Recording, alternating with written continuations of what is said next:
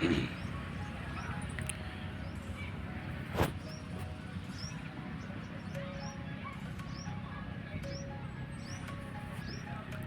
નમસ્કાર વિદ્યાર્થી મિત્રો, એનઆર એજ્યુકેશન યુટ્યુબ ચેનલમાં આપનું હાર્દિક સ્વાગત છે।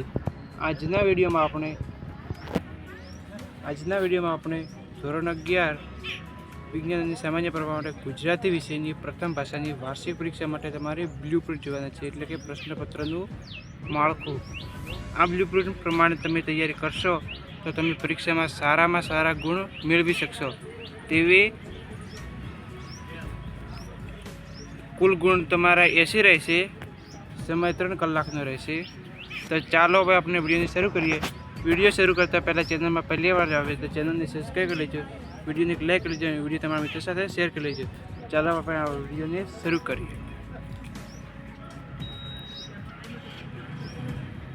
સૌપ્રથમ આપણે જોઈશું હેતુલક્ષી પ્રશ્નો। તમારે વિકલ્પ 33 એ તમે જોઈ શકો, એ તમારે કંઈ કામનું નથી। આપણે પ્રકરણ એટલે કે વિભાગ પ્રમાણે ગુણ પર જોઈએ તો તમારે પદ્ય વિભાગમાં 16 ગુણ, ગદ્ય વિભાગ પણ 16 ગુણનો, વ્યાકરણ વિભાગ પણ 16 ગુણનો, અર્થગ્રહણ વિભાગ ડી એ પણ 16 ગુણનો અને લેખન સજ્જતા એ પણ 16 ગુણનો, એમ તમારે ટોટલ 80 ગુણનું પૂછાશે। ટોટલ 80 ગુણનું પેપર રહેશે।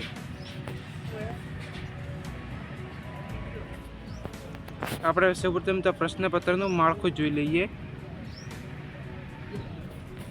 એમાં પાર્ટ એ એટલે કે વિભાગ એ પદ્ય વિભાગ 16 ગુણનો, વિભાગ બી તો આપણે આગળ ચર્ચા કરી ચૂક્યા છીએ।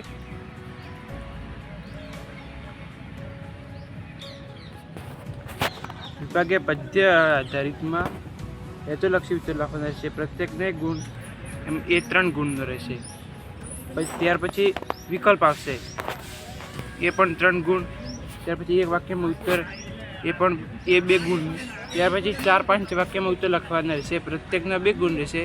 2 પ્રશ્ન છે 4 ગુણના। ત્યાર પછી પ્રશ્નનો સવિસ્તાર ઉત્તર લખવાનો રહેશે 4 ગુણનો। એક પ્રશ્ન હશે, એક તેના અથવામાં હશે। વિભાગ બી ગદ્ય આધારિત, એમાં હેતુલક્ષી ઉત્તર આપવાના રહેશે, જેમાં કર્તા, કૃતિ, મૂળ કૃતિ, સાહિત્ય સ્વરૂપ આધારિત કોઈ પણ પ્રશ્ન પૂછાઈ શકે। પ્રશ્ન નંબર 12, 13 અને 14 એ તમારે 3 ગુણનો રહેશે। ત્યાર પછી વિકલ્પ હશે, 3 વિકલ્પ એના 3 ગુણ, એક વાક્યમાં ઉત્તર, 2 પ્રશ્ન એના 2 ગુણ અને 4-5 વાક્યમાં 2 પ્રશ્ન એના 2 ગુણ દરેકના, એટલે કે એક પ્રશ્નના 2 ગુણ, 2 પ્રશ્નના 4 ગુણ। પ્રશ્નનો સવિસ્તાર ઉત્તર જેના 4 ગુણ, 22 અથવા 22, એક પ્રશ્ન લખવાનો 4 ગુણ મળશે। ત્યાર પછી વિભાગ સી વ્યાકરણ આધારિત। આપેલ સમાનાર્થી શબ્દ કોઈ પણ 4 સમાનાર્થી શબ્દ, પ્રત્યેકના 2 ગુણ।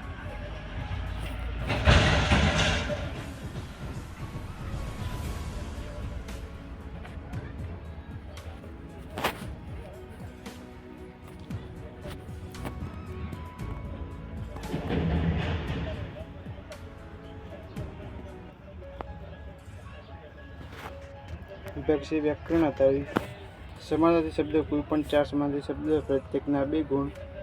ત્યાર પછી વિરોધી શબ્દ બદલાય નહીં તે રીતે વાક્યનો અર્થ, પ્રત્યેકના અર્ધ ગુણ, 2 ગુણ દરેકના। શબ્દ સમૂહ માટે એક શબ્દ, 2 ગુણ। તળપદા શબ્દનું શિષ્ટ રૂપ, 1 ગુણ। શબ્દની સાચી જોડણી, 1 ગુણ। શબ્દના અનેકાર્થી એટલે કે અર્થભેદ લખવાના રહેશે, 1 ગુણ।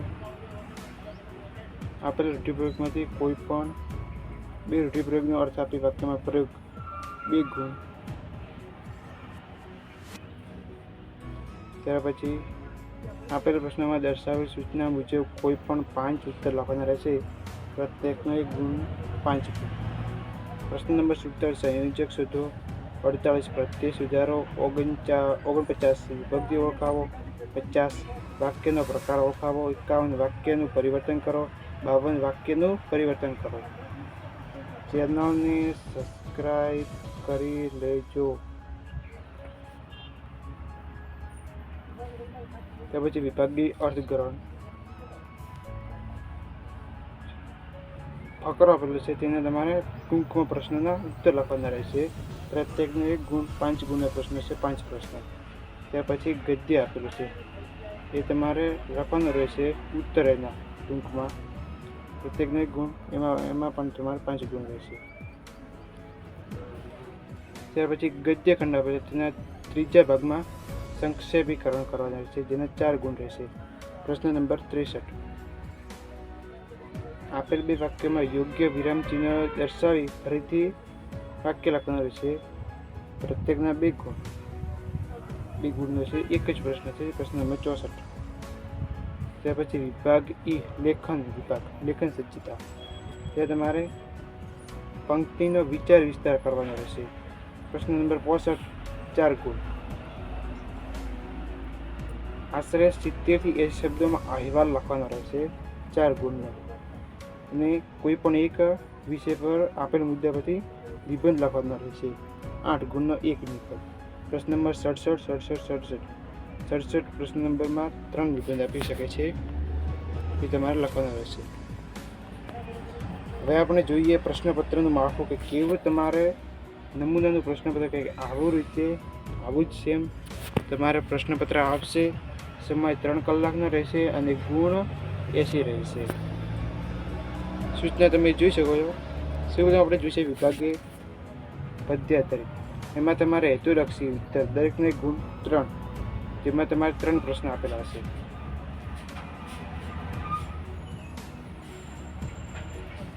ત્યાર પછી વિકલ્પ હશે 3, એના 3 ગુણ, 4, 5 અને 6 એ 3 વિકલ્પ આપેલા હશે. પ્રશ્ન નંબર 5. આવી નગરમાં લાગી ખાલી જગ્યા પંક્તિ પૂરો. તો શું આવશે અહીંયા? જે તમારે અહીંયા આ બેનની માંથી આવતું હોય એ તમારે અહીંયા લખી દેવાનું. ત્યાર પછી એક વાક્યમાં ઉત્તર એ 2 ગુણનો. પછી 4, 5 છે એ પણ 2 ગુણનો, એટલે કે 4 ટોટલ ગુણ. સવિસ્તર ઉત્તર 1 પ્રશ્ન 4 ગુણનો.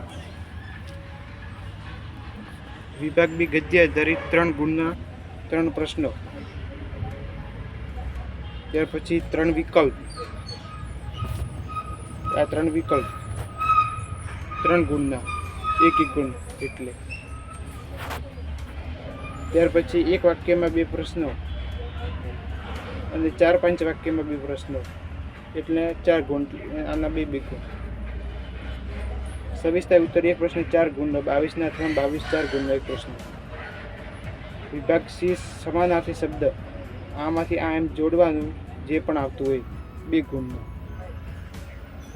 ત્યાર પછી વિરુદ્ધાર્થી શબ્દને બદલાય તે 28 થી 32 2 ગુણનો પ્રશ્ન. ત્યાર પછી શબ્દ સમૂહ. પ્રશ્ન નંબર 33 થી 37 2 ગુણનો. તળપદ શબ્દ. પ્રશ્ન નંબર 38 39 1 ગુણનો.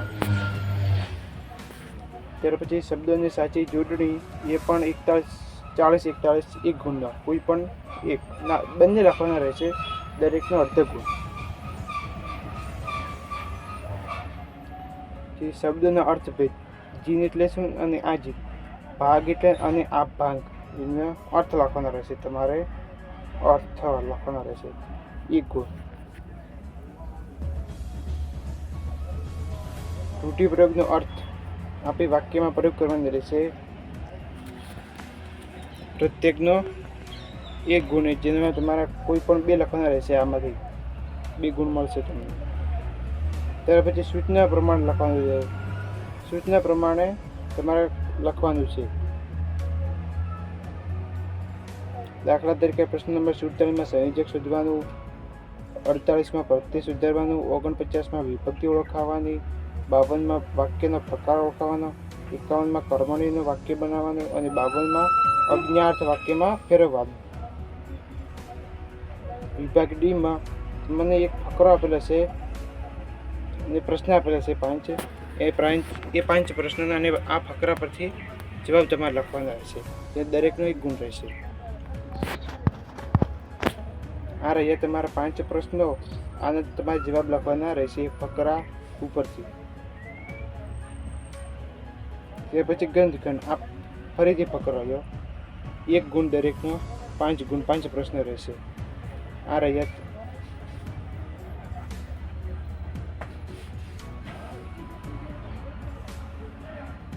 આ તમારા પ્રશ્નો. ત્યાર પછી સંક્ષેપીકરણ 4 ગુણમાં. એક શીર્ષક આપવાનું યોગ્ય કોઈ પણ આમાંથી.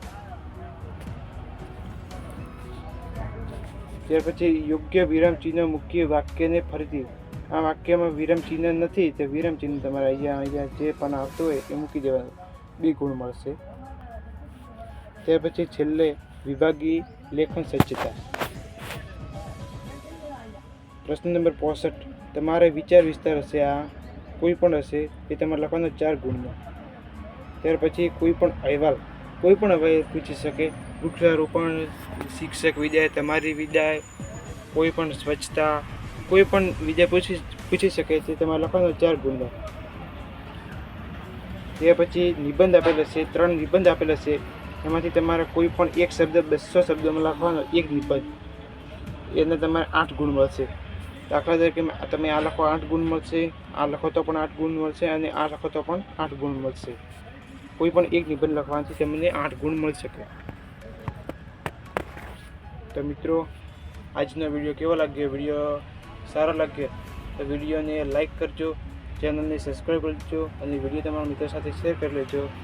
અને બીજા વિષયની બ્લુપ્રિન્ટ આપણે ટૂંક જ સમયમાં ઉપલબ્ધ કરવાના છીએ. અને IMP પેપર પણ આપવાના છીએ, IMP પ્રશ્નો પણ આપવાના છીએ. બધું જ IMP મટીરિયલ આપણે પ્રોવાઈડ કરવાના છીએ. એટલે તમને ચેનલને સબસ્ક્રાઈબ કરી દેજો. ઓકે, મળીએ નવા વિડીયોમાં. તે સુધી જય હિન્દ, જય ભારત.